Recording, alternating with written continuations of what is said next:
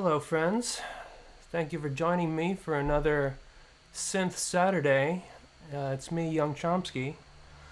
Let me just see if everybody got in here successfully. I know we were having some video issues last week, and I think we have resolved those. But hopefully, yeah, we have kind of a complicated setup going on here. Let's see. Yeah, looks like everybody's in. Great. So, hope everybody's doing well today. We got an exciting program for you. If this is your first time tuning in to Synth Saturday, I'm going to tell you what you're in for. So we like to do a little bit of learning here. So I'm going to give you some tips about knowing your synthesizers. So we'll start off with that. And we are going to be joined by a guest that I'm really excited about. We're going to have Ruben Nielsen, also known as Unknown Mortal Orchestra. Okay, there you go. And yeah, he's going to be joining us and chatting, which I'm really excited about. And just to get this out of the way, Ruben is not going to be able to perform tonight. So maybe he'll be able to join us another time and perform, but he's not set up for that today. But I'm still really stoked that he's going to shoot the shit, and we're going to find out what he's up to, and we'll have a chance to do a Q&A. And then I've got a new piece that I'm going to play for you at the end. So before we get started, how's everybody doing? How's everybody's weekend going out there in the Twitch world? Pretty good, yeah. I'll tell you what's on my mind. I want to get this out of the way. I've been in a bit of a weird vibe today because I don't know if anybody hasn't heard this yet who's going to be disappointed to hear it, but Fred Willard passed away today, who was a great comedic actor and one of my faves. So I'm going to go off on a tangent for just a second about that. It's interesting because, yeah, I mean, he and I think the whole genre that he was a part of had such a big impact on me. Like, I remember discovering This Is Spinal Tap and watching that for the first time when I was like 14 years old. And it's so funny, I was thinking about it earlier today. I can remember the first time I saw that, like, having the kind of naivete that I didn't totally get what was going on. Like, I thought, part of me thought it was like that they were a real band, you know, like, because they had real songs. And obviously, like, I watched it a couple times and I figured out what was going on. But, you know, the performances were just so good. And I was just looking right now, thinking about the idea of a mockumentary. And apparently that term was in use since the mid-'60s, but Wikipedia says that it was popularized by This Is Spinal Tap. And I feel like that genre has only become more vital and more relevant as time has gone on. And I remember around that time when I fell in love with Spinal Tap, and then, you know, Christopher Guest, of course, was doing more stuff, and I saw Best in Show and loved it so much. And also discovered Upright Citizens Brigade on Comedy Central.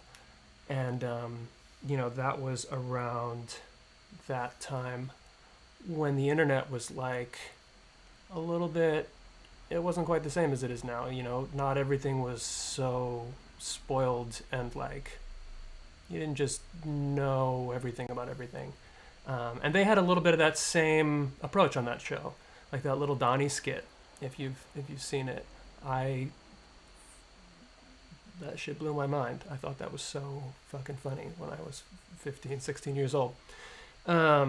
Anyway, and to me, there's a straight line between all that stuff and like Nirvana, the band, the show, which, if you know, you know. Every time I tweet about it, it seems like there's a bunch of people that know it, and I've put a bunch of little references to it in the podcast. Anyhow, Fred Willard was great. Had a lot of great appearances on like Tim and Eric. Love his work with Christopher Guest.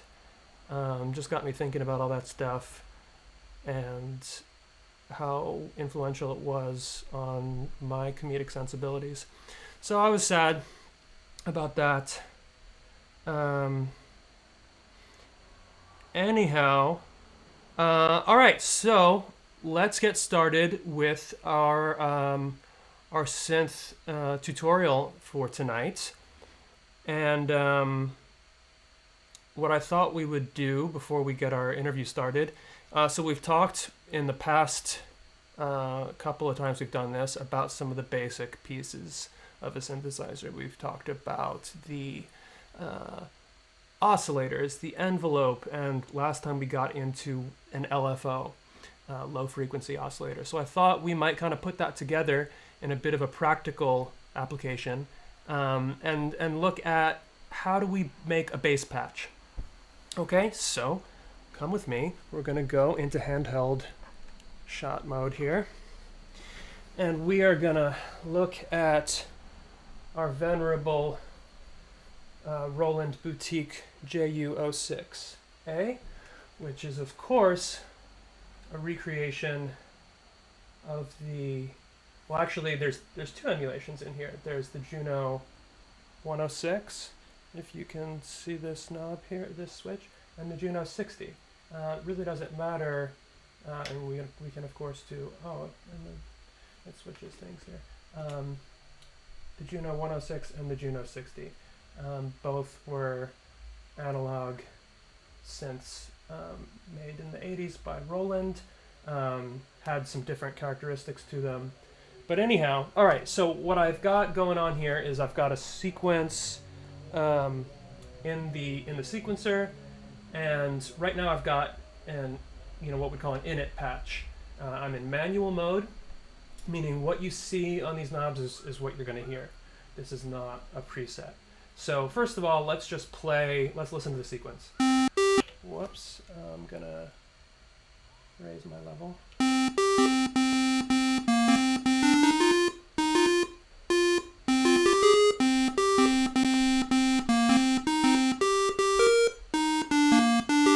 Okay, so hopefully you all heard some notes. Oh, it's mirrored, huh? Well, I don't know. Nothing I can do about that.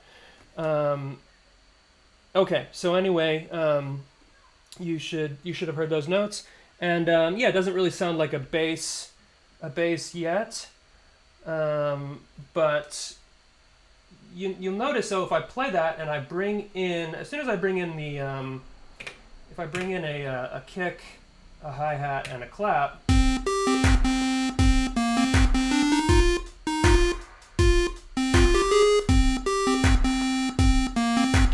So it still doesn't sound like a bass line, but it does sound kind of nice, right? Because, and it was interesting to, as I was preparing this, to notice that, right? Because it has a nice shape to it. It has some syncopation to it.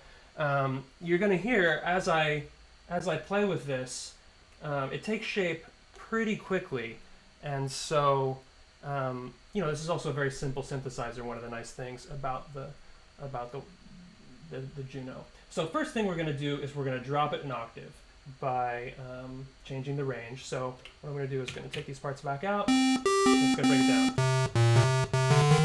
Okay, so right now we've got, I don't know how easily you can hear me talking over it, but right now we've got just a square wave playing.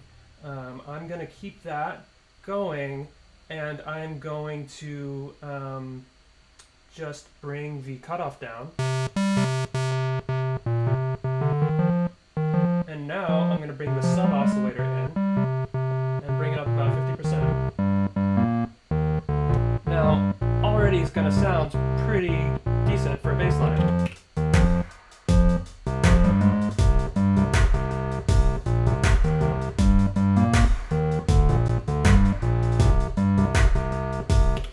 I mean, we could stop there, right? Like that's a baseline. But there's some other things we can do to make it a little more interesting. We can use our envelope. So right now it's like an organ envelope, right? It's just on and off. But what I'm going to do is I'm going to bring the decay down, and I'm going to do something that we haven't talked about before. I'm going to use the filter modulation by the envelope. So last time we talked about the LFO, and we talked about how the LFO here can be used as a modulator, meaning what that is doing is essentially mimicking the idea of my finger moving this back and forth, rocking this back and forth in rhythm. All right, that's what an LFO does. I'm an oscillator here. My finger's oscillating on this slider. So if I don't want to do that with my finger, I set up an LFO to do it, and it just moves it back and forth. Okay. Now the envelope modulator is the same idea. It's applying the shape of your envelope to your filter. So that means like anytime you trigger the envelope, this frequency is going to move up and down. So it would be like each time I play a note, I'd move this a little bit up and then down according to the shape of your envelope. Now how much does it move? That's controlled by how intensely you modulate this. So I'm going to let this play, and I'm going to move the amount of modulation here and see if you can hear what it's doing.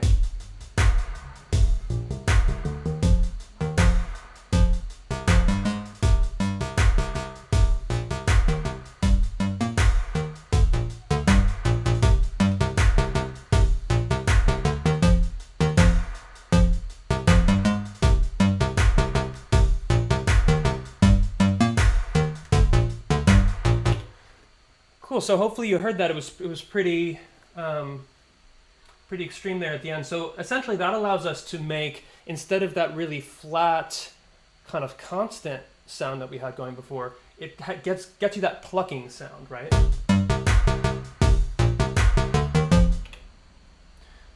So that that's what we can accomplish with the envelope modulation. Now if we get rid of the envelope modulation, you know, we still have that plucking, but it just applies to the volume.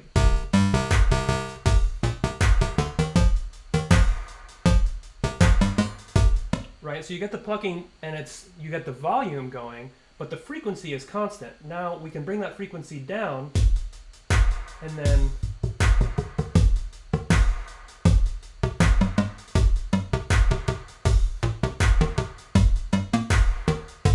now the envelope is being applied to both the filter and the volume, the amplifier, right? So that is what this knob is for, the frequency, the filter modulation by the envelope, which is one of the most useful things on this synth. So the last thing that I might do, the last couple things I might do with this sound, you know, I might kind of season all these things to taste, is the kind of secret sauce on the Juno is the chorus right here. So, you know, it's funny, I was looking over our guest UMO's Twitter feed earlier, and he had tweeted, it was something like all audio effects are delay, which is true and funny thing to say. But essentially, the chorus on a Juno, as far as I remember, is implemented. I mean, all choruses basically is a delay, right? I mean, that's not really important to know how to use it, but you know, you're basically taking a signal and you're delaying it, and you know, playing it alongside the original, very short amount of delay, and playing it alongside the original signal, and then also modulating the pitch with an LFO. But here's what that sounds like. It's the real kind of distinctive classic sound of this synth. Let's make that a little bit less plucky.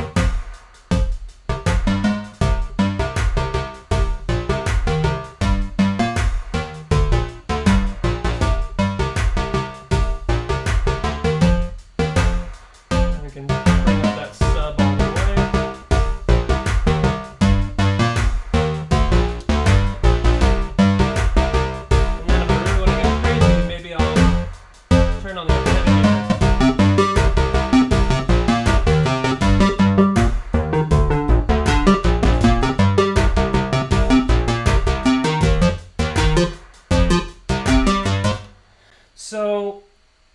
that's basically how I'd approach making a bass patch with this synthesizer. And again, we can kind of tweak all that stuff to taste. Last thing I wanted to show is just go through the exact same process really quick. I'm kind of at the end of my length of chord here, but go through the same process on this other synth, the SH01, which is a reproduction of the SH101. So just to show you doing the same thing in a slightly different configuration. Hopefully we can see that. I'm trying to point at it. So here's what this one sounds like. I've got an init patch going here. So I'm just gonna go through the exact same thing here. Bring down the envelope, bring down the filter. Oops, I'm not pointing the camera right anymore. Sorry, it's kind of hard to, okay. I'm trying to keep it in view. Then I'm gonna bring up that, get that plucky sound. Now I'm gonna bring up the sub.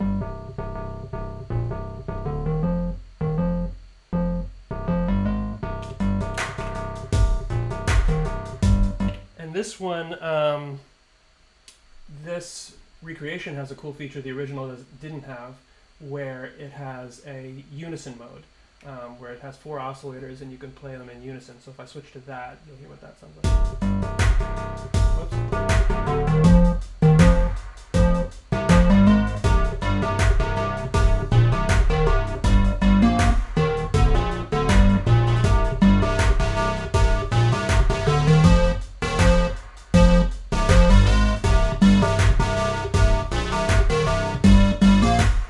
So yeah, that's the basic idea behind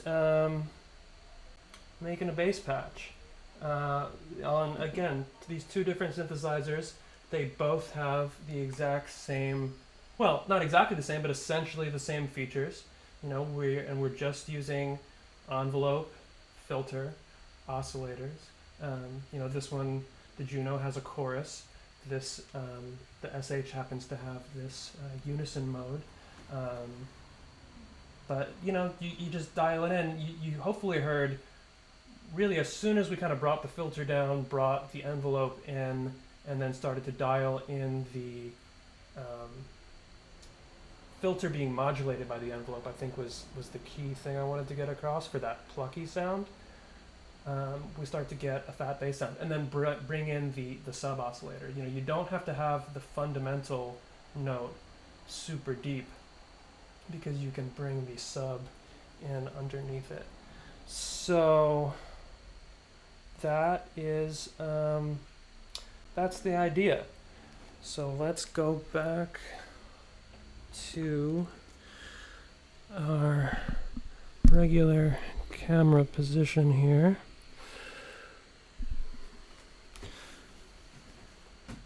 All right. Cool. Hopefully we all learned something from that. Oops. Let's adjust this for a second. All right. So I am going to I'm going to bring in our guest here, and hopefully everything is going to go as planned. Yeah, any questions about making bass sounds? Frequency modulation controlled by VCO2.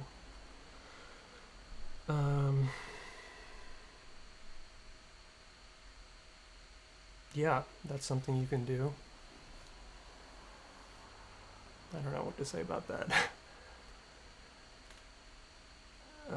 Can you pump a synth through a tube amp? Sure. Yeah, you can do that. I mean, like, can you just like plug one in? You got to be careful using like a guitar amp. Oh, here we go. All right, so we're gonna welcome Ruben.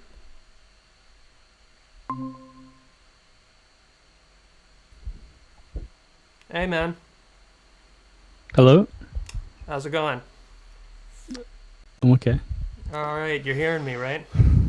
Yeah. Excellent. Okay, I am seeing just a black screen from you.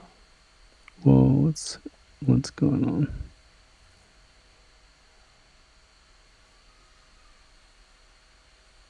There we go. All right. Good to see you again.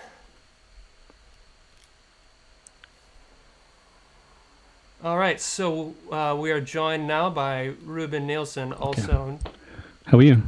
Great, you're hearing me, right? Maybe not? Mm-hmm. Okay, yeah, sorry, folks. We had, Oh wait. Oh no, what's going on now? It's no, you're doing it not. again. I All can't right. hear you. Okay, yeah, we had some difficulties with this earlier. Um, Okay. I'm gonna try again. okay, I'm gonna yeah, do what I let's did have you last time. rejoin. Yeah, I don't know. I guess video chatting is hard. Difficult problem to solve. Um, all right, trying again. I can hear you now. You hear me now? All right, Yeah. great. All Yes. right, take two. Ruben Nielsen from Unknown Mortal Orchestra. Uh, cool. Well, thank you so much for joining us tonight, Ruben. So you are coming to us from Portland, Oregon, right? Mm-hmm. Yeah. Awesome. Yep. Well, we're really excited to see you here. I know um, people were super stoked when I announced that you were coming on. Uh, so tell us what you've been up to. I know you said you're hanging out with your family. Like, what were you doing um, when you found out about lockdown? Were you interrupted? Did you have to cancel plans, or what's been going on? Uh, I kind of did have to cancel like spring break, like holiday plans, but it's not really. I don't really. I'm not. I've kind of forgotten about that, but Yeah. it's just like I was pretty paranoid like early on about it, so we were pretty prepared. By the time everything started to shut down, we were already kind of like in an early lockdown, and so yeah, I don't know. It's just I don't know. Now I'm just like now it's weird. Like my son tried to have a band practice um over Zoom Okay. on an iPad because it's like he's missing his friends so much. Everybody's like going a little crazy. Like even my kids who are 11 and 9 are just like having existential crises and like they're like turning into teenagers like early and all this kind of Yeah. weird stuff. They're getting all like angsty and they talk about like politics and stuff because I try to keep politics like away from them, but they have all these like questions and stuff. Uh huh. And it's like I was just thinking there's a whole like generation of kids who have just like no faith in like the structures and like the infrastructure around them. Like they can intuitively tell that this is like not cool. And I don't think I had that when I was a kid. I think I had some kind of idea that like grown-ups knew what they were doing, but there's no way to like I can't lie to them. You can't really like you know it's like everybody's like halfway through figuring out what's going on, and when you have kids, they're like they need answers, like complete answers from you. For But anyway, sure. yeah. So, well, what kind of questions are you getting from them that are difficult? Well, they just want to know like why Donald Trump like says the things that he says. Like they'll hear they said like they'll like if I'm listening to like some news or something, and they hear anything that he says, they're just like they want to know like why like a guy like that is like running the country. Yeah. Well, I don't have kids, so I don't know. Like, how do you begin to answer that? I just like got to the point where it's just like I just have to. I'm just gonna be completely honest with them and just speak my mind on it and just like I mean I don't know. Like I don't know where they're gonna be. Like I don't know whether to. I know a lot of people with kids feel like this. So it's like I don't know whether to teach my kids to like do computer stuff or like uh shoot an automatic weapon. You know what I mean? Yeah. Like Why not both? like I've been I've been like um you know my my kids like we're doing like have like a heavy bag, so we're just like doing doing like punching routines and Hell yeah, working out and all this stuff. I And support I don't that. know, so I'm just kind of like, but I don't want to be like this dad who's like putting all this ideology on my kids, but I don't know how else to like explain what's going on to them. Yeah. Well, the ideology is everywhere, man. Right? I mean, they're gonna get ideology from somewhere. Yeah, yeah, right. Well, that's the I suppose like, yeah, there's no escaping ideology. That's that's going in on all of their video games and all of their Yeah. TV shows and everything. So, But yeah, but my thing is I'm not certain that I'm not insane, so I don't I have to be careful. Like yeah. I don't know if, yeah, I don't know if I'm more sane than like you know, TV shows or whatever. Yeah. And so you mentioned, I think that you're homeschooling them right now. Is that right? Yeah, yeah. So You just that kind of have to do that. that sounds to me, again, not having children at all, but like it would be really difficult. I mean, what's that like? Do you find it? What's the most challenging thing? Or It's really hard because they don't well they're Waldorf, they do Waldorf, they go to Waldorf school. okay, So you know, it's like it's already kind of a new agey kind of setup. So I don't. It's not too bad. I mean, it's like it's quite an inspiring thing. But like things like math, which I lost interest in too early and didn't like. There's a lot of stuff they're learning right now that was like the limit. It's like the limits of what I was paying attention to in school. So that's kind of hard. But it is. It's still interesting. I mean, it's like going over stuff like Greek myths and legends. yeah, that stuff's We fun. watched that. Have you seen the Odyssey miniseries with I don't think Armand de so. Sante? No. Oh man, it's like it's really good. It's good in a way that like I don't think stuff is good anymore. Like it's like completely star-studded, but it looks super cheap and dated. So it's like this it's like really weird and like um what's the word, like it's kind of sleazy, Mm, but it's also like there'll just be these like really ridiculous amazing like performances in it and stuff. So I don't know. I watched that with them, and that's cool. I mean, just like revisiting stuff like that is pretty exciting yeah. because you're kind of like, oh, I remember watching that. Like I watched that in school, you know, and then I rewatch it. I'm like, it's just, you know, it's like even better than I remember it. Yeah. Yeah. I don't think I've seen that. I remember. I forget how old we were, but when I was in school, they made us watch Roots, and it Oh yeah, completely like went over my head. But I was like, oh, it's the guy from Reading Rainbow and Star Trek, and it's yeah, like, why are they whipping him? yeah. Roots is weird. Like Root. I mean, I watched it in New Zealand. If you Yeah. can imagine that, it's like, and I can't imagine anything going over a kid's head more Yeah. than that. Yeah, Well, respect to you for you know, playing the but teacher. we'll see. Yeah. We'll see. We'll see. I mean, it's not. I'm not doing most of it. It's like my wife is doing a lot. You know, most of it. So Cool. I can't. I'm not going to go and like take a lot of credit from it. But I'm like, I've got my own curriculum going. Nice. Yeah, I Um, don't know.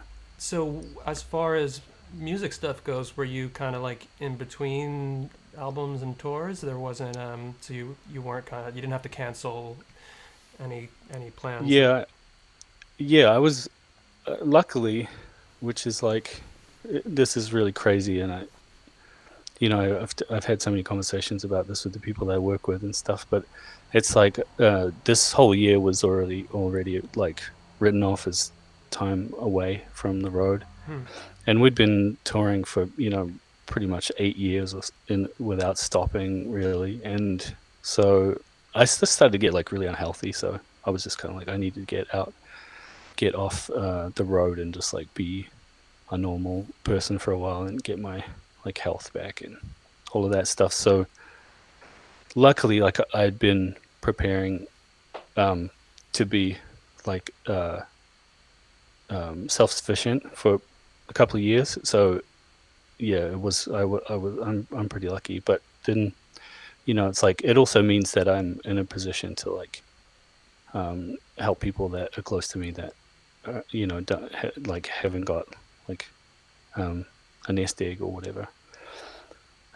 So yeah, it's kind of it's like I'm getting by. It's like working, but I'm just like I don't know what happens next. Like Hmm. it still feels like with the reopening and everything. I'm just like, what if it just collapses again? What if that was just nothing compared to what happens Yeah. next?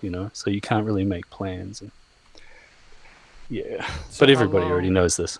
Yeah. Well, how long has it been now since you've been kind of off of recording and touring? I was kind of off last year. Uh huh. Was it last year? I can't really remember. I think last year we did Coachella Okay. and a couple of other things. Uh, Bonnaroo, I think it was, and like just like we did like 3 festivals, and but nothing really. We did a few shows here and there in like California and stuff as well, but mostly that was like a year off. And I suppose this year I might have done like 1 or 2 shows, like if it wasn't for this, but like I've been saving money and stuff. So Yeah. yeah. And so are you? Do you find yourself at all itching to get back to it, or I guess you were on the road and doing that for so long? Are you still really enjoying not doing that?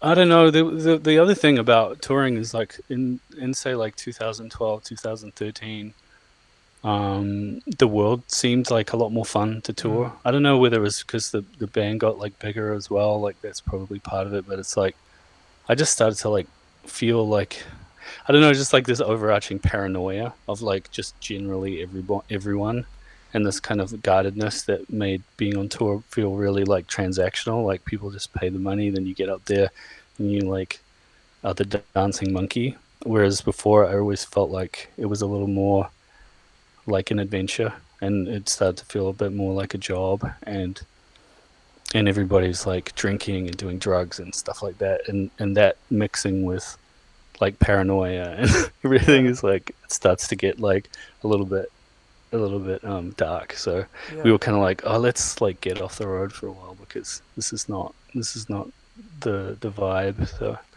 That's really yeah. interesting. I'm wondering. I don't need you to like throw anybody under the bus, but I'm wondering where you were getting that vibe from. Was it from like business people or like club people or from the sorts of people that were coming out to your shows or where was that? It wasn't like anybody was acting bad. It Hmm. was more like everybody. It wasn't something that I felt like separated from. It was just more like just increasing alienation or something. Uh-huh.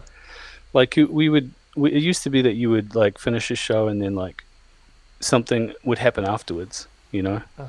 A party or like you would go and do something, and everybody just kind of did this thing where it's like everybody shows up, they do their job, and then go their separate ways.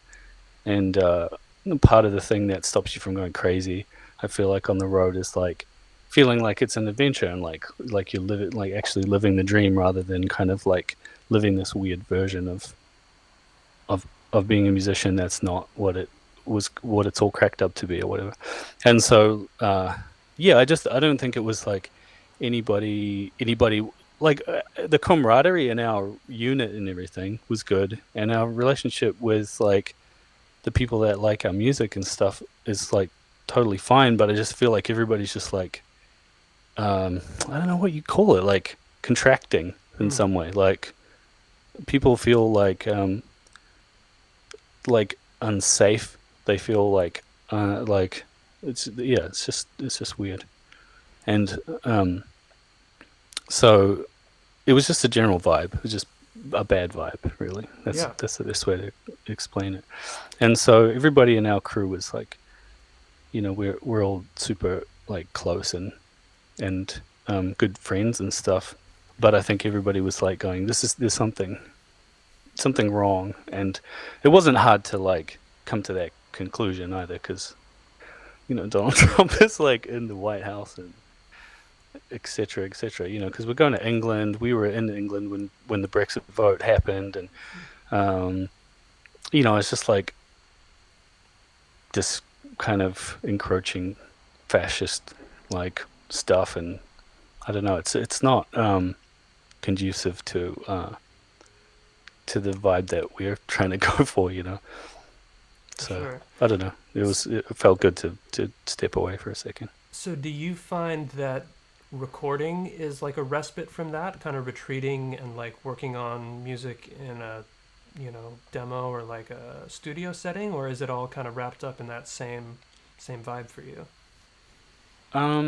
It's always been these two completely different things that I really like going back and forth between. But there's a part of me that's like, I just want to be just like stuck. You know how it is. It's like being in your room and you're making something and you like it and you just don't care what anyone thinks about it or whatever. It's like you just make if you can make something that you're proud of, then that's sort of its own reward. So um, the whole process of like putting a record out and going on the road and everything, you kind of have to get like a second wind Mm-hmm. of like enthusiasm for that, because you're kind of like, oh, I've already done this thing. I'm like happy with the recording. So what are the comments? I feel like I'm not looking at the stream, so I just feel like I'm just Yeah, I mean, if it's a stream of comments of people going like, is he ever going to shut up? I figure Whatever. we'll ask people for questions in a few minutes. 420 Mark 666 says, "I'm washing my car." Nice. Well, Um, that's good. How the hell you? Oh my god! People's Twitch stream and wash their car. yeah, Wow. yeah. People are I talking mean, I don't. about. Somebody says you were great at Coachella. Um, yeah, people are But they're not intrigued being by it. rude. I'm No, just like I'm worried that like your Twitch is like gonna get like a. I just hope that they're like behaving and not just make me look like no. I good. think I think everybody's being cool. Um, so obviously we can see a bunch of keyboards behind you. I guess are you finding yourself? Do you have time right now with all the homeschooling and stuff and your family obligations? Are you kind of working on some new material, or just kind of too busy, or what's going on? Well, I've always had kids, so it's always Mm-hmm. been this thing where it's like our life is really weird Yeah. at home anyway. So at some point, I realize I do have to like start to be more selfish and be like a worse dad and stuff. So it's just like I start to move into a different mode, because I think I'm gonna be fine and just be like normal, and then I go through a phase of thinking like I don't even want to make music. I just want to get like a normal job and be like a regular dude and like and you know and do that, and then um the and then I realize it's like therapy. You know, you've got to get things off your back. I don't even know what it is, but Yeah. it's like you get addicted to making music, and there's something you want to, yeah, express or whatever. So I just end up having to go into this other phase where I start like having to carve out space for myself.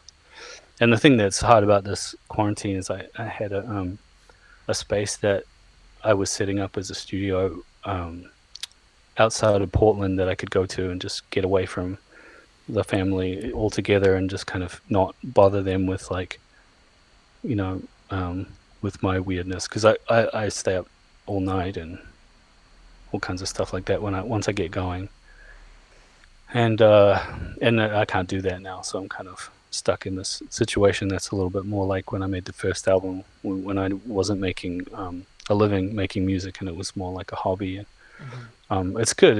It's good to make the best of that, because um, it's like a nostalgic kind of time, you know.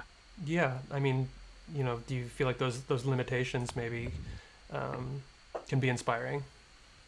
I think they're good for me. I don't know if they're good for just for everyone, but I always feel like um, there's something cool when there's like, yeah, you get your hands tied somehow, and Sure. then that's always it always seems to result in something good, something worthwhile. Yeah. So yeah.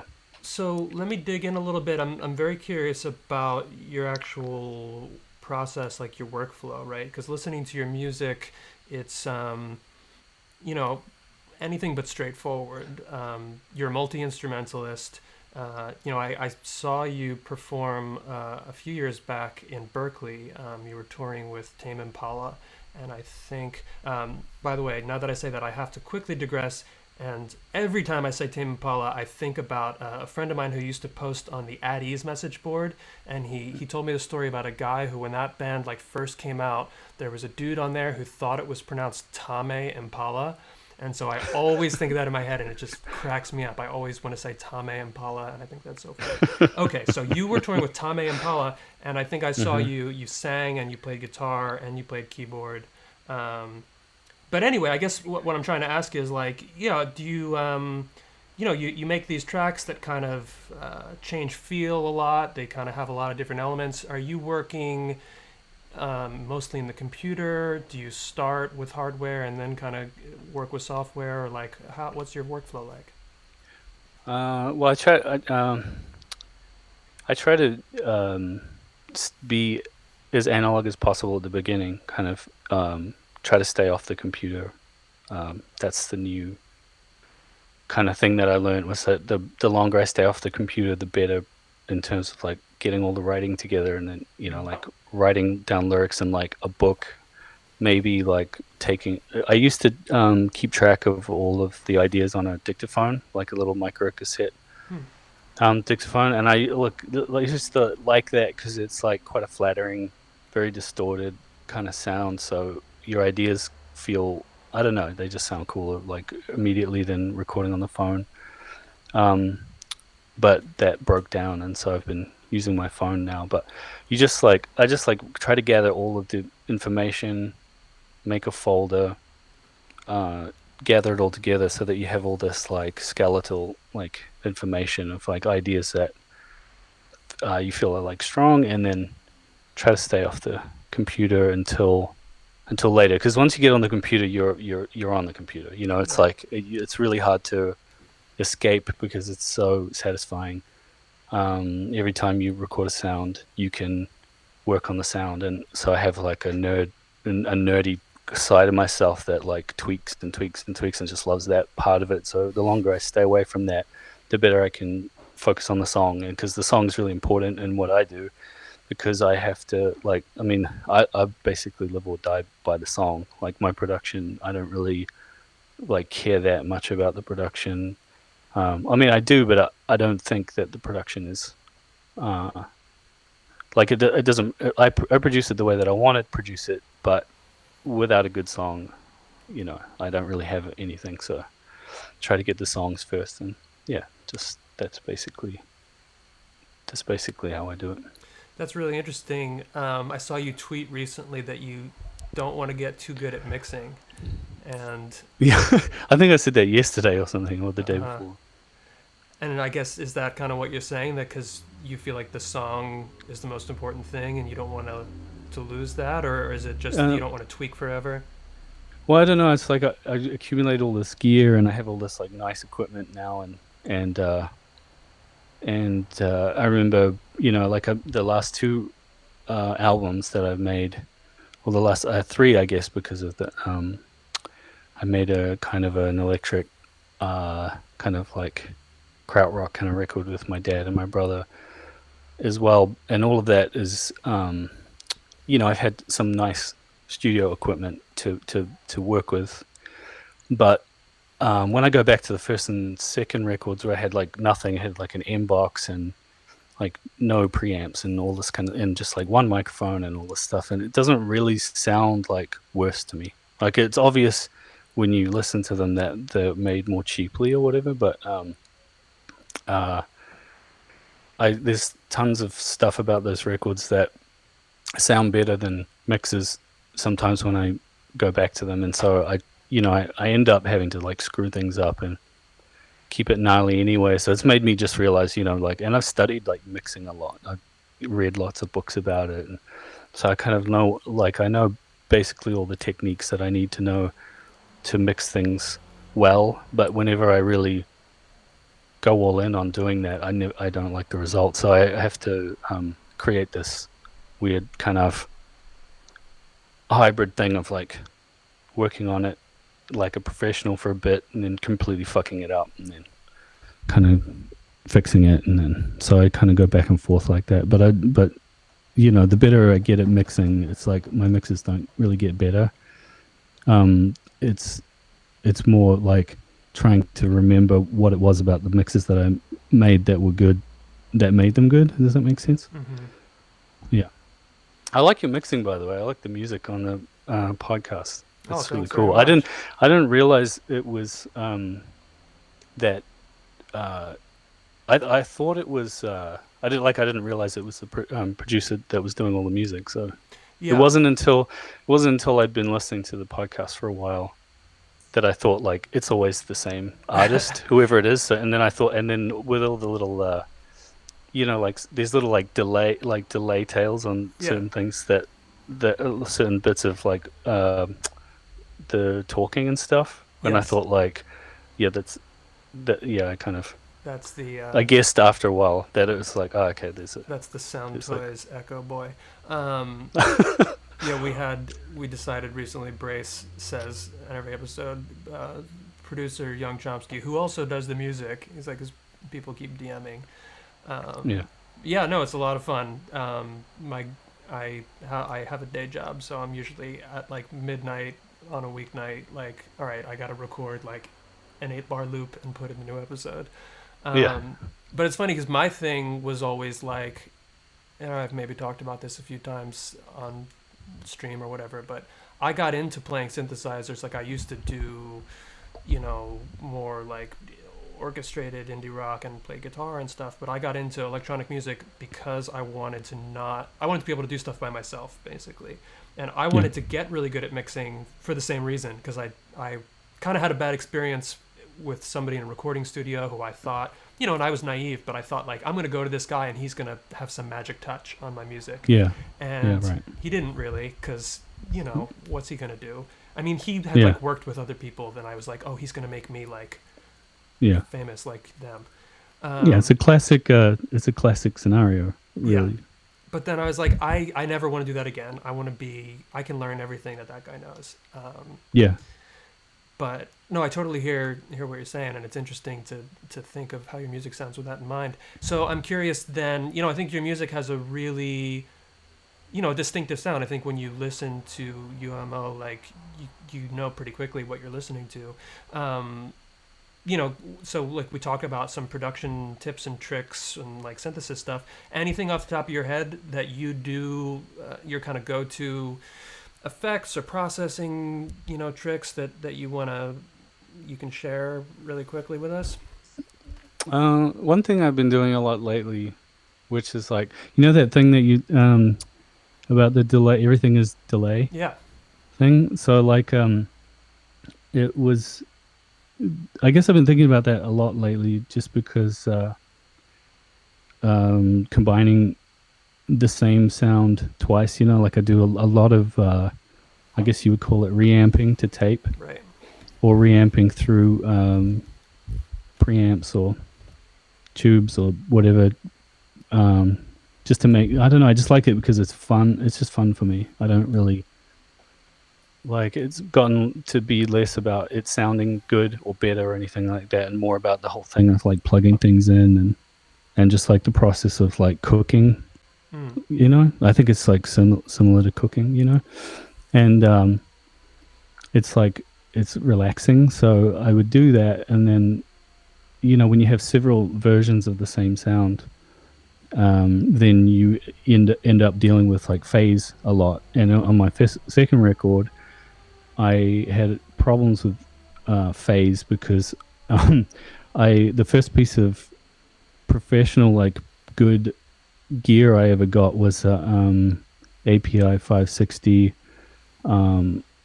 EQ, and like a 500 series one, the 500 series thing. And I didn't have enough money to buy two, but I wanted to have them in stereo, so I would like run a channel, like I make my mix and then run the entire left channel of the entire mix through the API, EQ it, and then run the entire like channel of the right mix, which is like super, like that's really janky. I mean, and the problem that I ran into, the thing I learned the hard way is like this. I lost the center, which is like bass, basically didn't work, and there were a lot of like problems when they were when the mastering poor mastering engineer came to it. Like he was like basically fixing all of the just weirdness.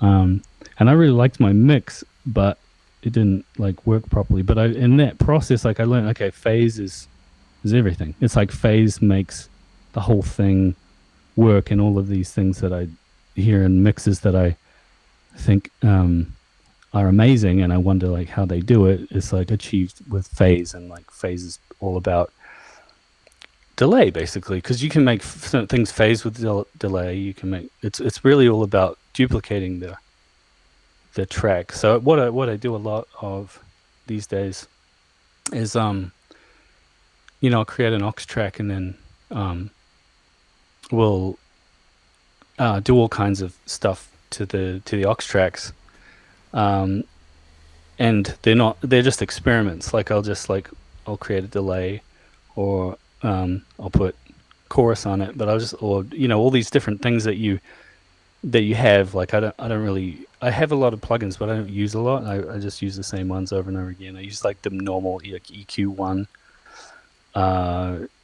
plugin and Pro Tools, and I use H delay, and that's like basically the only delay I use. And the reason I use it is because it has a tap tempo, and that's basically it. And so I kind of do this process of like this aux track that's just like anything. I'll just throw anything at it, and then wait for something to happen.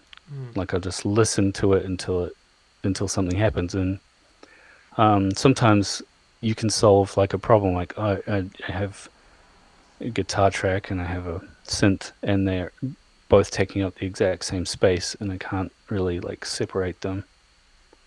And sometimes you can kind of solve that problem by doing that, using like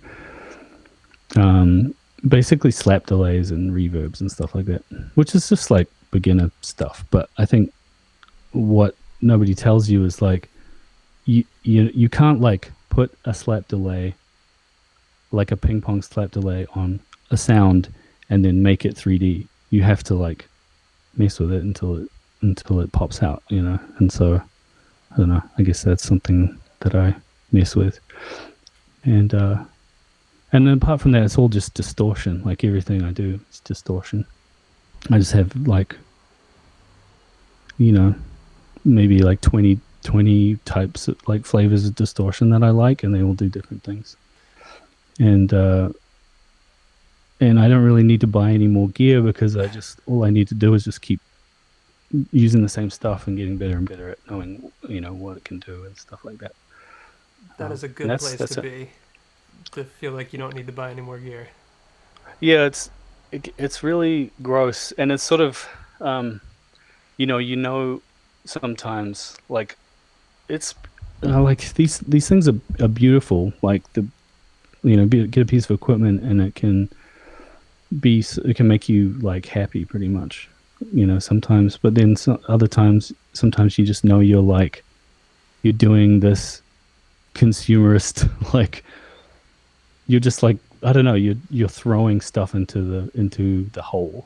Yeah. This in your soul, and it's like not going to fix it. It's basically the same logic as like taking too much drugs or taking drugs. It's just like you haven't solved your problem, so you need to like try and figure out some kind of like band-aid for it. And I think like when gear is like that, then it's just like that's the worst place ever, because you can't make good music when you're in that gearless space anyway. Yeah. So I'm talking too much. I've talked about this a couple of times, but I live in a small apartment, and one day would like to live in a bigger place. But I do, it's that same idea of limitations and using them to spark creativity. Like I have this corner that I'm in is my synth area, and I cannot fit any more synths there. So it's like, if I want to buy a new synth, I need to sell one of my synths.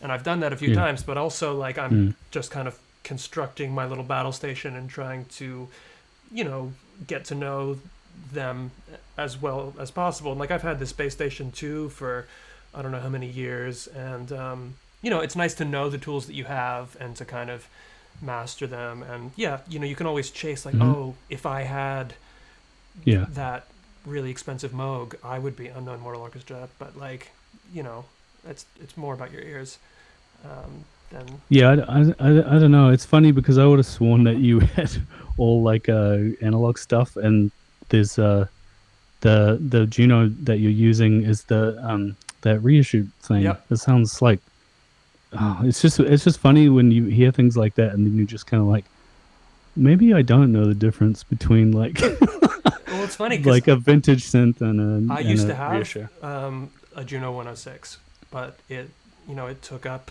too much space and it needed to be repaired, and Yeah, so I sold it and I got the reissue. And like the reissue only has 4 voices, but yeah, I mean, in a mix with a bunch of other stuff going on, no, anybody who says they can tell the difference is some really old guy who's posting on Gear Slots and is being a dick. yeah, yeah. I probably yeah I would have said I would have thought it was real, but I mean I'm also not like a purist at all. Like I've been really liking that what is it, the Yamaha, um all those like The reface. reface, yeah. Yeah, those are so fun. Yeah. Like they're just because I love what I used to do is I have this mini Korg that Hmm. I fixed. I bought it like broken and then brought it back to life and then used it on a bunch of records. But I used to love like putting it on my lap. Yeah. And then, but the thing is like pretty heavy. Like it's not a comfortable thing to have in your lap, but it's so nice to like have it right there. But that's what I like about those refaces. You just like grab them and just like put them on your lap and just come up with ideas. I think it's just like it's also a thing that's happening like lately. Like all the gear that's coming out now is like so good that um, you don't need as much stuff. Like I have a bunch of stuff that I don't really need anymore. I just have been too lazy to sell it. Yeah. Yeah, I mean, to me, I think this goes back to what we were talking about before, but like workflow is the most important thing, right? And like the new stuff has really good for the most part, like MIDI functionality, or like they'll Yeah. recreate the older synth but give it like an arpeggiator that the original one didn't have. And I like hardware because I like putting my hands on an instrument, Yeah. and even if there's software versions that sound as good or better and have even more features, but like you said, I don't want to be in the computer. I like putting my hands on it, but Yeah. yeah, I like that workflow. So cool. So one other thing on my mind I wanted to ask you, and then I want to get to the chat and see what questions folks have. But I'd mentioned this to you before when I said I was going to have you on. Some people really excited, but also expressed some surprise. Maybe they haven't looked at your Twitter because I think you're pretty open about it. But they expressed surprise that you were, I don't know, on the left, or I don't know what label to give you. But I guess I'm curious. As you mentioned, you grew up in New Zealand, so obviously you have a Mm. different perspective than those of us who grew up in the States, probably because of that. But what what was your kind of journey politically? What brought you to wherever it is you would say you are today, as far as your kind of political views. Um, yeah, I don't know. Like, it's funny because it's such a weird time to talk about politics now because I feel so kind of betrayed by it. Sure. And I feel like it a little bit like yeah, I guess the reason the probably what I should say at the beginning is like I grew up poor, so that's the beginning. Hmm. Like, and I had this thing where in New Zealand the left wing party is called the Labour Party, and like in England, and the right wing party is called the National Party, and I had this thing where it's like my family uh, weren't even really working class 'cause my dad was a musician, so I never really felt connected to that. I just think we were poor. Like I went like he just like my dad made as much money as he could playing like saxophone and trumpet for a living, which is not a lot, and so we just kind of never had money. But I noticed as I was growing up that the Labour Party always seemed to like we always seemed to be seemed to be a little bit less humiliating, like when the Labour Party was in, because we changed government, you know, and during my childhood or growing up, like 3 or 4 times.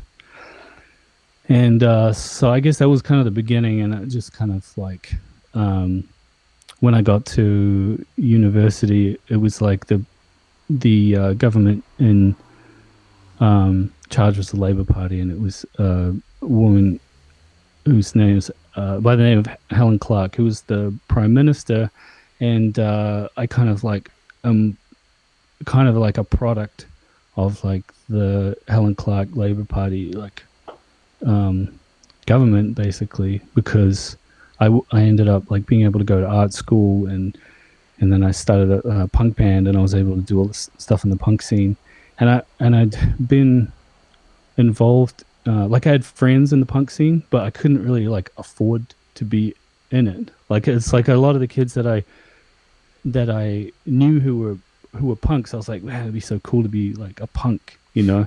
And then like and they all had like tattoos and stuff, and it's like, man, I was like, you know, 18 years old, and I didn't have any money to like get tattoos and all this kind of stuff. So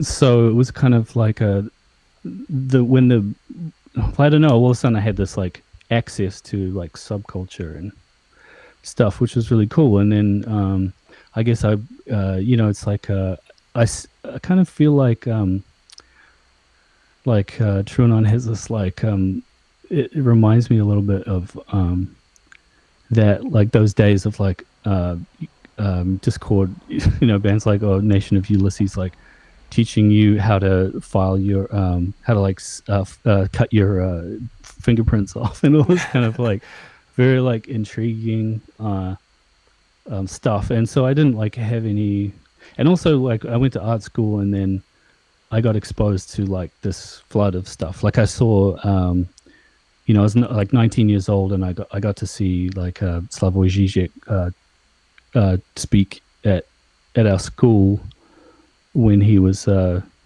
like the new shit, you know. Like it was I didn't know he was. I didn't even. It's funny because you know, years later he became this kind of like pop cultural figure, and I was just like, oh, that's that guy. And I remember being really like inspired by it, even though it was like going over my head. I was always very like intrigued with all that stuff, like. And so yeah, and then I started a punk band with my brother, and then I mean, it's like, I don't know, in the punk scene, like people a lot. There's a lot like there in New Zealand. It's like, you know, basically left.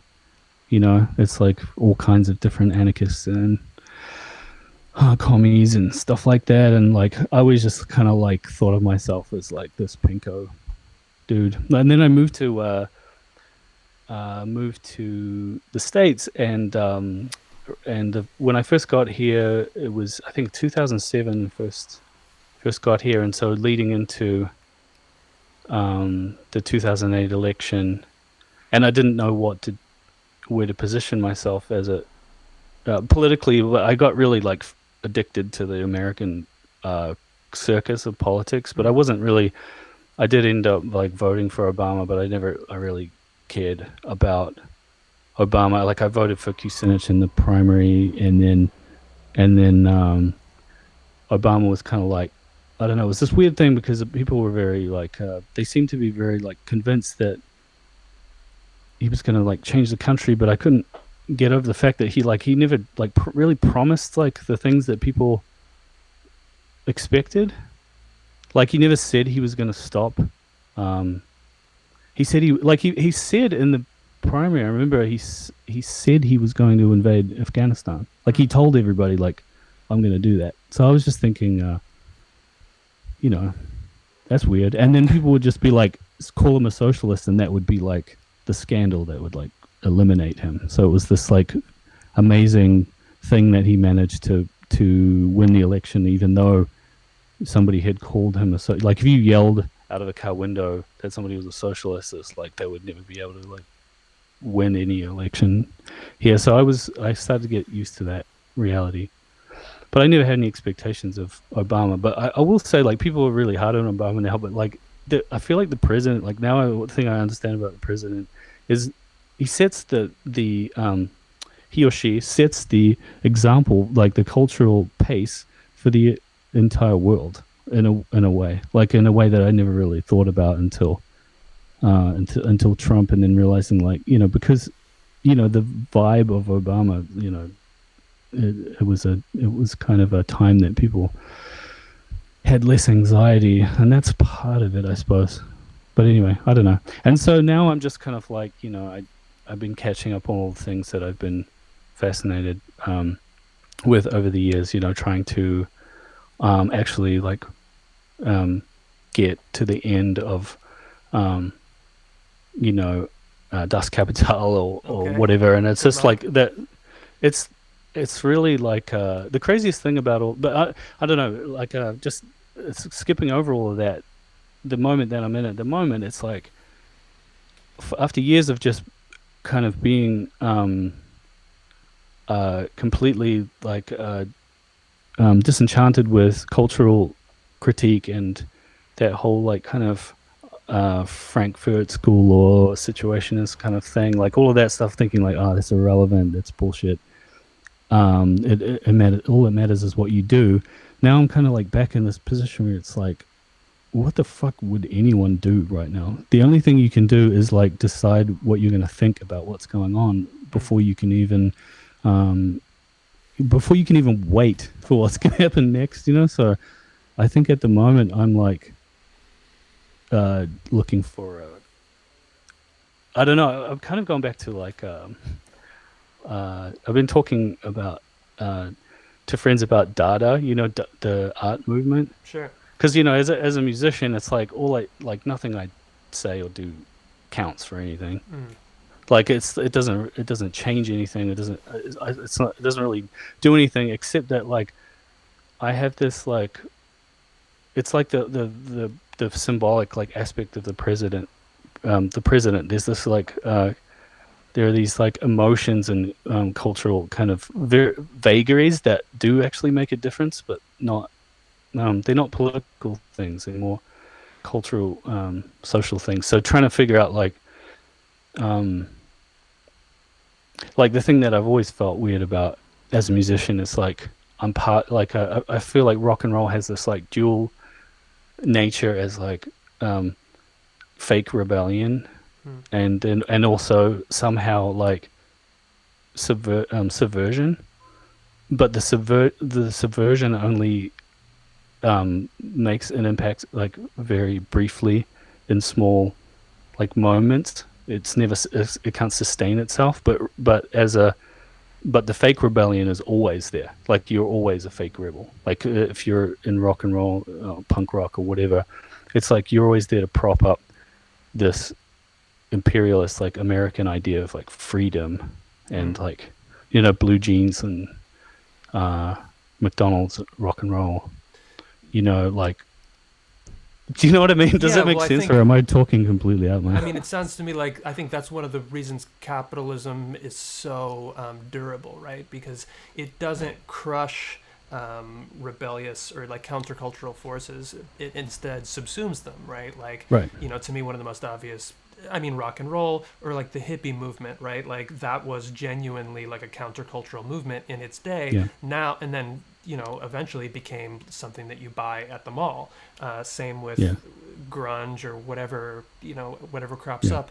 You don't need to have the secret police, create lists of people to drag from their homes because that would be too obvious. That would maybe create like a real rebellion. Instead, it just, commodifies and productizes and sells it back to you. And that's this constant process. So, yeah. And it's like that thing you were saying about not being able to escape ideology. It's that as well. It's like if you're making music, you think, I want to be part of the solution, not the problem, whatever. But everybody's part of the problem at all times, and you're looking for these like openings where you can like, I don't know what it is. I don't even want to like say that it's even possible. I'm not even sure it's even possible to like be to rebel. It's like there's everything that you do has already been, swallowed up. Yeah. But there are moments you can tell, you can see them. They're more like ambient, like moments that pass. We just culture, makes a crack in the surface a little bit, and then and you can't unsee what you've seen. And Yeah. I don't know. No, it's a heavy thing to grapple with as an artist. I mean, I think our duty, if nothing else, is to grapple with it, openly. I think, there are people, whether they're artists or not, who just want to kind of deny these kind of questions or look away from them. And I think, that's kind of an abdication. I would love that. Yeah. I wanna get, what is the movie where you just like, Eternal where you Sunshine. forget, where you Yep. can get like, where you just get one like desire completely removed, Yeah. Cool. So let's go to the chat. I'm enjoying this conversation. Let's see what kind of questions folks have for Ruben. I know we've been talking for a while.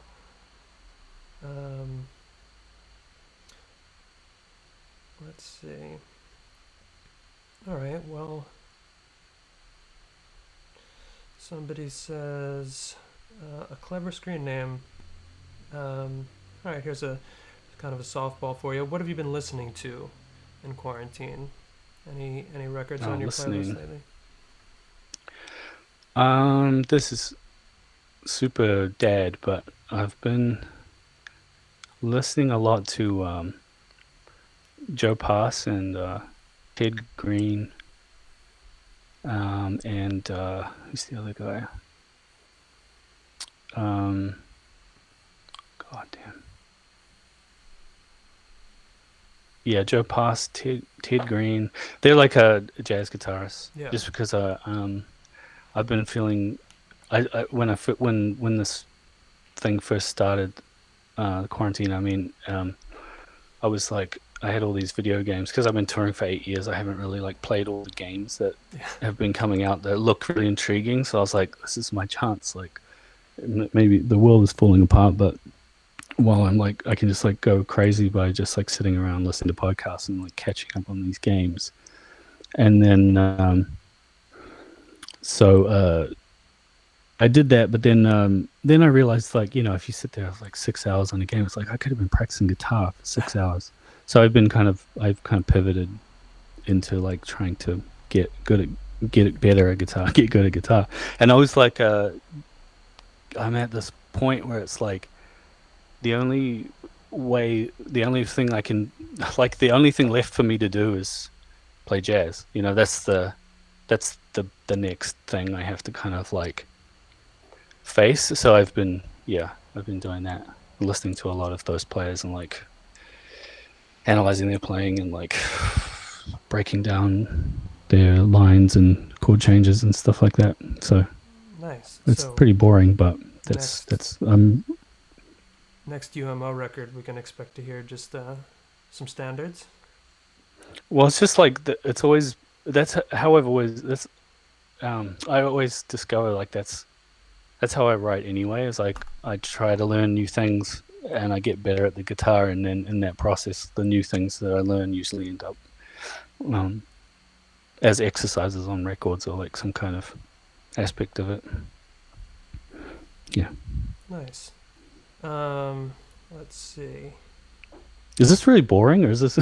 No, I think this is great. Okay. Yeah, I think Okay. your video's kind of frozen, but I don't know what we can do about that. Yeah, hopefully it'll come unstuck. I don't know. Sorry, folks. All right, who else has? Let's get some more questions up in the chat. Oh, there you go. You've come unstuck. I opened Spotify to look at what I've been listening to, and Okay. I think that might have frozen Yeah, it. that maybe that did it. Is there, okay, here's a very specific directed question for you. Is there an upcoming theme on the next round of music videos for the next LP, You mentioned that LP5 would be a happy boy album with new sounds. Would it go back to a real life style or another animation style? Maybe Greg Sharp, the who animated all the videos for the last one. He's an animator from New Zealand. He's been working on this like animated series that he wants to do, and it's a little bit like. Have you heard of Ralph Bakshi? He did Fire and Ice and Fritz the Cat. Okay. He did a movie called Wizards. It was like animated.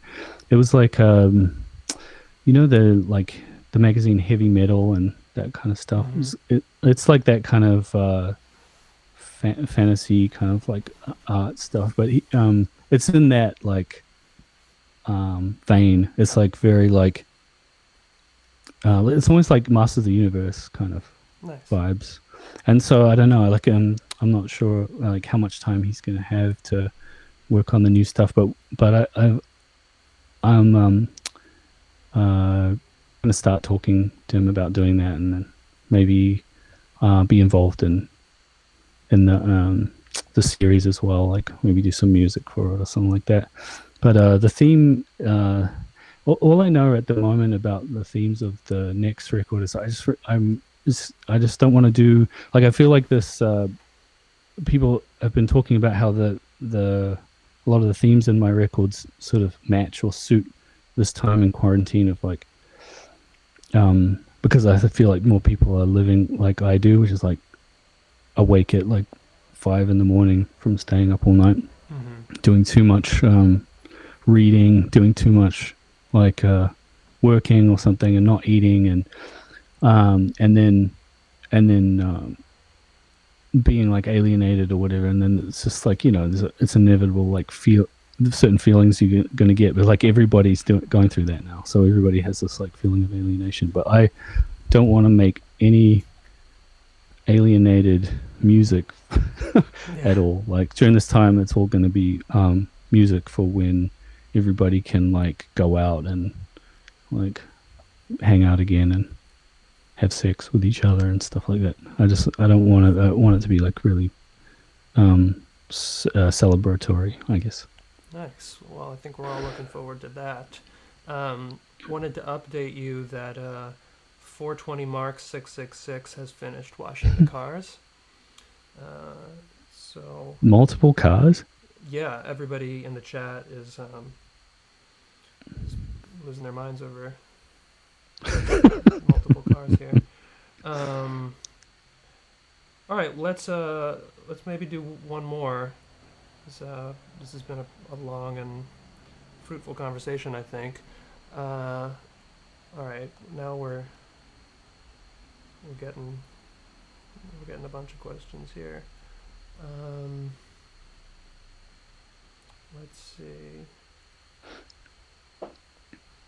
Well, maybe I'll throw a few things at you, and you can tell me which of these sounds the most interesting. Well, people want to know how you process your vocals, how you get your drum sounds. Somebody's asking about a fan theory that the Sun video is related to a Marina Abramovich performance. How do you deal with trying to branch out from your original sound? Any plans for more in the IC series? And would you do an album with Alex Jones? Any of those catch your fancy? Oh yeah. Okay, well the drums and the vocals is just distortion. It's not actually that amazing. It's like there's nothing like fancy going on. But yeah, it's the people always ask me about processing the vocals, and it's like it's just distortion on them. It's like it's nothing, and sometimes there's no distortion on them. It's just like a microphone into a preamp. Like I often double track, and that's about it. I do a lot of like weird shit. Like when I'm singing, like I'm thinking about characters and stuff. I don't really like think of myself as like a singer. I'm more like a voice actor, Mm-hmm. and I like doing I like thinking about like um Sesame Street and the Puppet Show and Huh. stuff like that. It's like an inspiration for like where what the voice is going to be like some kind of like weird cartoonish version of something. And then what was the next thing? Um, question about fan theories about the Sun video. Oh yeah, yeah. That is yeah. That video was based on a performance art piece.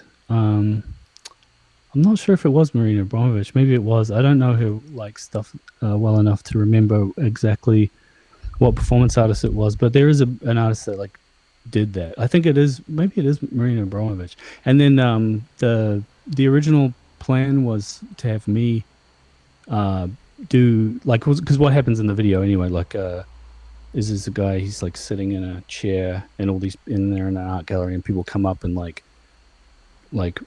just cut him and like hurt him and stuff like that, Mm. and like um, you know just like mess with him, do stuff to him, and yeah, that was a like that's just basically a rip off of a piece that exists, and I'm not sure if it's a Marina Abramovich. I don't want to get it wrong, but That it wouldn't sounds. surprise me if it was. Yeah. And then and the original plan was for me to be the guy and be in the video, and I don't really like being in my videos, so Mm. so I ended up pulling out like the day before shooting, and I felt like weird about it. I didn't want to do it. I didn't want like to put myself through like a bunch of pain like that because I was already sort of doing that to myself like through I was already spent like the first half of my career doing that. But yeah, so and then Alex Jones, um, the Alex Jones thing is funny Yeah. because I don't know where that came from, but well it's because like I said this thing on Twitter. It was like what oh, happened okay. was like in the second during the second album, like and I guess it would have been around 2013. Um, After we played in Austin, Alex Jones actually uh, accosted me like in the parking lot Oh wow. outside of our van, and I think it was the thing about it was is like I was going through a very like witchy kind of phase, Mm. and I had been dabbling in all kinds of like occult stuff. That was like where I was. I was it was a very like druggy occult kind of vibe that we were kind of going for and stuff, and like and I think he thought that there was some kind of satanic thing going on. So I didn't know who he was, and we had a conversation. And the thing that I still think about now, which is like really crazy, is like I think we left the conversation both feeling like we had come to some kind of like sympathy. It's kind of weird. Like I remember trying to talk him out of hating me, basically, Hmm. and then I felt like at the end, and I was just like, "Who's this guy?" And like, why is he being like, and trying to explain to him the how reasonable it was, uh, my interest in this stuff, and how reasonable it is. And now I don't really, um, I got to the point with that stuff where I just realized like, oh, it's just. Uh, it's not like some hidden knowledge really. It's what America this force, this power force, is what America uses to dominate the world. Mm. When it's not being hegemonic and literally out gunning everybody. It's doing this process of manipulating things with symbols and stuff like that, and it's really fascinating. But I didn't want this to let him get away with trying to make out that I was some kind of evil person, because it was just like I felt like I really was going to like argue this thing, because I didn't feel like it was justified that he was um, calling me evil, I suppose. Yeah. And so yeah, and that was and that yeah that was a And so now I really wish I could. I really wish. I guess the thing is, the interview didn't happen. The interview didn't go anywhere. He didn't. I don't think anything came of it because I think he walked away thinking that I wasn't like part of this weird thing that he was dreaming up at the time. And I just don't know what I don't know what happened to it, but it was like it would be really a fun thing to like have, to be able to listen back to it and like, yeah. And I remember thinking like, like at first being kind of like, oh fuck this guy, and then at the end of it being like, he's just a dude. He's just kind of like lonely. Seems kind of lonely. That sounds like a good thing to come away from it with. Well, it's just the way I am. I think I just like I don't really like I don't end up I don't really come out of situations like hating people. I find it very hard to like deal with people in real life and then walk away with like genuinely like genuine animosity. So Yeah. I don't know. Maybe it's a weakness. No, that sounds like true strength, my friend. Well, there you have it, folks. Well, thank you so much, Ruben. Before we let you go, is there anything you want to turn our listeners onto, tell us to check out or to support, or how we can support you or anybody else right now? Oh man, I wish I had something more prepared for this, but I think I don't know. I just think like, don't you ever just think about like these guys like Jeff? Is his name Jeff? Yeah, Jeff Bezos. Like, um, and how they have so much money and they could just like solve tons of people's problems with the I like do think about that. just the swipe of a pen is like, like just take away somebody's like mortgage that's like destroying their entire family and stuff like that. So I don't know what I haven't got like anything to plug. Yeah. I'm just if I think of things, then I'll put them on Twitter. Well, people can find your records on Spotify, I guess. Is that a good way to hear? Yeah, they're finding it. I don't like promoting that stuff. I'm doing okay. I'm fine. Don't do anything out of pocket. I'm okay. I'm making it. Okay, it's good. Listen to Joe Pass then. Yeah, listen to Joe Pass because his family might not like be doing too well right now. They need help. Just listen to your friends' bands. There you go. Awesome. Well, this has been a lot of fun. Ruben Nielsen, Unknown Mortal Orchestra. Thank you so much for chatting with me. Thank you. This is really fun for me. Great. Well, good luck with the homeschooling. Good luck with with everything that comes next, and we will talk to you soon. Okay. See you, man. All right. Have a great night. You too.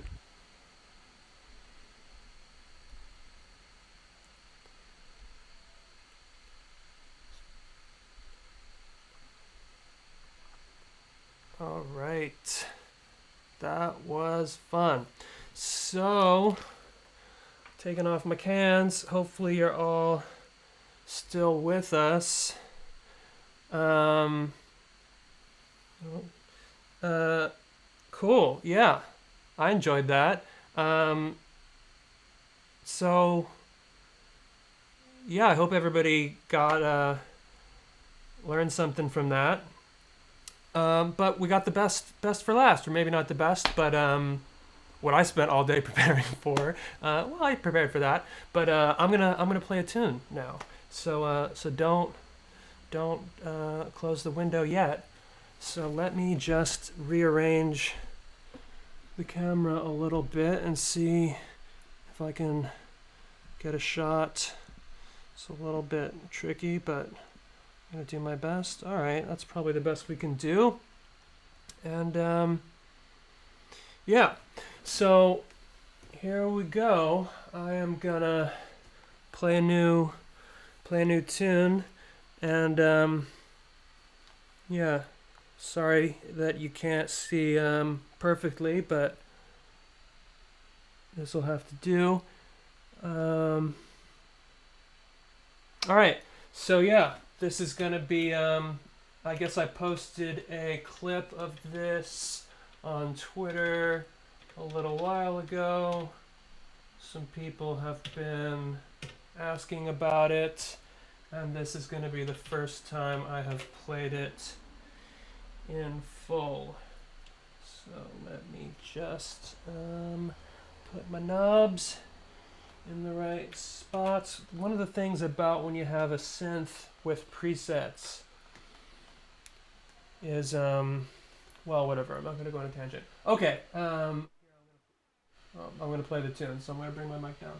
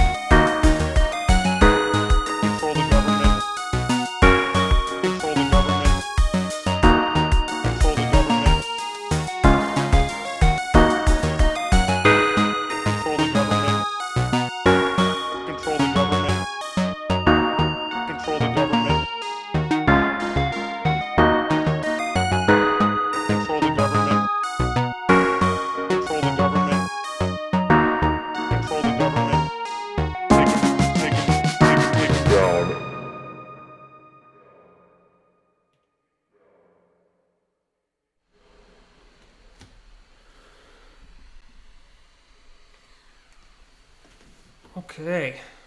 Oops.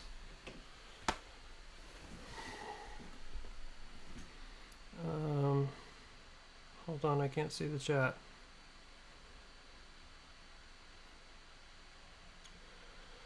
Cool. So you guys heard that. Every time I play on here, I get to the end and I'm like, I don't know if maybe I just did that whole thing and nobody heard it for some reason. You know, it's kind of weird doing a performance like this, but it seems like you guys heard it. So, great. Thanks for listening.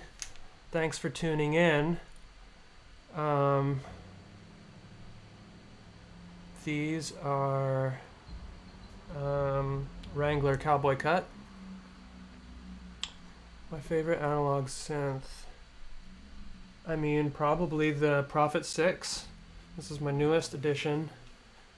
I mean, I don't know what my favorite, like, in the abstract is, but I really like this guy. So I have this Soundcraft mixer. It's the Soundcraft Signature 12, and it is a mixer and audio interface. So it is really cool because it's a USB 12 channel mixer and interface, and so it outputs 12 channels over USB to the computer, and then I'm using the tricky thing with like streaming is most audio applications like OBS or whatever only receive 2 channels, channel 1 and 2. So then I'm using Loopback, which is just like a virtual software mixer, to get the 12 channels from my hardware mixer and route all of those into channel 1 and 2 of a virtual device. And then I send that to the stream.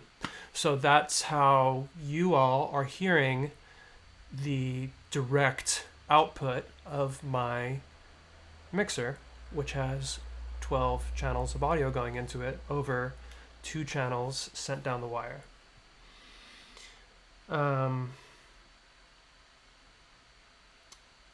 Will this be every Saturday? So yeah, I've been doing streams every Saturday, and the schedule is I'm alternating. Every other Saturday I'm playing a classic PC game. I've been doing Indiana Jones and the Fate of Atlantis, which next Saturday I should finish, and I think I'm going to start The Dig. And then alternating Saturdays, I've been doing these.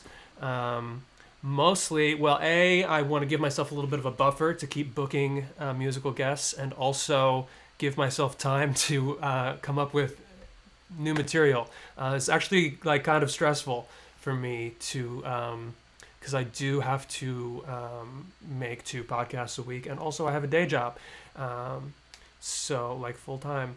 So and then pretty much every Saturday when I do one of these, I spend the entire day like preparing to do this performance, and it's a lot of fun. I'm really appreciative of everybody for tuning in, and also for our guests so far, Dan Beckner a couple weeks ago and Ruben just now. This is like super cool to do this, but yeah, so that's the idea. I'm going to do these every 2 weeks, and I think that is going to be sustainable for me. And I actually did just confirm another musical guest that I'm really excited about that I will be able to announce pretty soon. How do I sync external sequencers with Digitact? I mean, the Digitact has a menu in it for sync, and you can set it to receive clock or to send clock. The Digitact for me is the clock source, so I'm sending clock from the Digitact to my other devices, which for me is just my delay. I have a delay that is getting clock source from the Digitact. Oh, and I guess there's an arpeggiator on my Novation synth and my Prophet synth, and they both can get clock. But I think Digitact can take clock in. I mean, it has MIDI in, so you just have to go to the MIDI menu and set it to get clock in. Oh, it looks like somebody said that in the chat. Sorry, I'm behind. Okay. Any other questions that I can answer before we wrap up?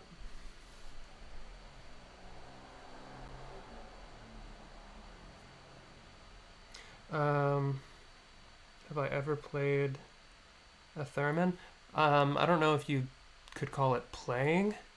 I have interacted with a theremin. If you've ever heard someone who can really play a theremin, it is amazing and beautiful. I think there was like one really famous theremin player. I want to say her name is Clara Rockmore or something like that. You can find YouTube footage of her performing, and it's just otherworldly and gorgeous. I mean, if your only experience with the theremin is people just like fucking around and making goofy sounds, which is like what I can do, hearing someone actually play it is mind-blowing. So look into that. I mean, it sounds like a voice. It sounds like someone singing, but not quite human, or a bit like a stringed instrument. It's really, really beautiful. But the technique too is just really kind of amazing to watch. Okay, any last burning questions? I think I'm gonna wrap this up. But thank you so much for tuning in. I think that this went pretty well. Seems like we cleared up some of the issues we were having last time. So yeah, spread the word. Tell your friends about the Saturday Synth streams. I'll keep announcing them on Twitter. Tomorrow is going to be another Liz Embrace Truth stream. I'll be back in 1 week to play more. We're gonna finish Indiana Jones. We're gonna start the dig. 2 weeks, we'll be back with another synth stream, hopefully with another great guest to be announced, and play some more tunes for you, and teach you some more synth tricks. So let me know what you want to see. Yeah, and keep on synthesizing out there. All right, folks. It's been great. Take care.